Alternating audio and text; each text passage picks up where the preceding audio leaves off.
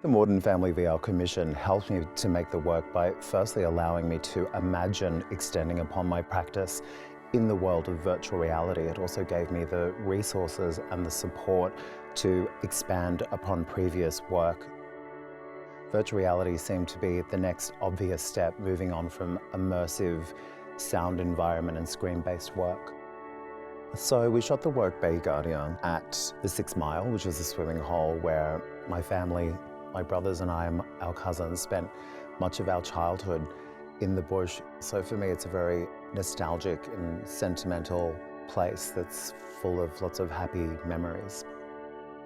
The creek hasn't flowed in over a decade, and it has been a kind of barometer for the impacts of climate change and also human activity on that very complex semi-desert hinterland environment.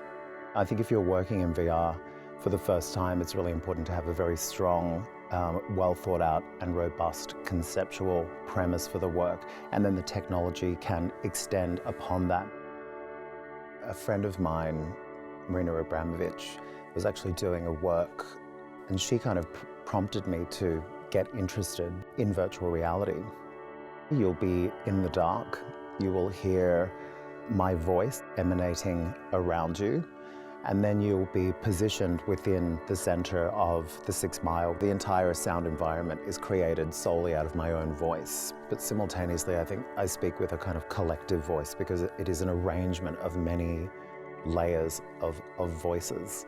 And so you're sort of experiencing that in the environment of the language where it has been spoken for 120,000 years, but it's a kind of remembered space, and it's also loosely based on the broader Western Queensland geography.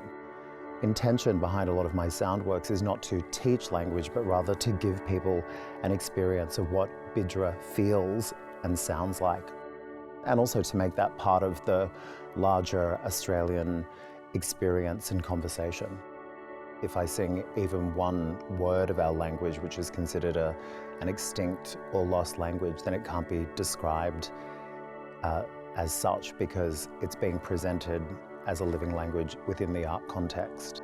So it's a really dynamic way to experience language, and it's at the forefront of some of the more kind of technological advances in the world of virtual reality. Bayi Gardiya brings together all of the elements of my practice. It brings together the visual, the sonic, the spatial, the sculptural, the experiential.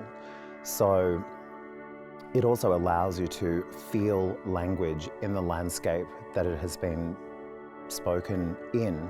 So it's bringing together all of those different elements of my practice into one environment or one work. Bringing together not just the contemporary experience of Indigenous people, but the historical experience of our people and our presence on the land, and also a hopeful kind of gaze into the future. So a window into the past and a doorway into the future, but allows people to experience very much in the contemporary present.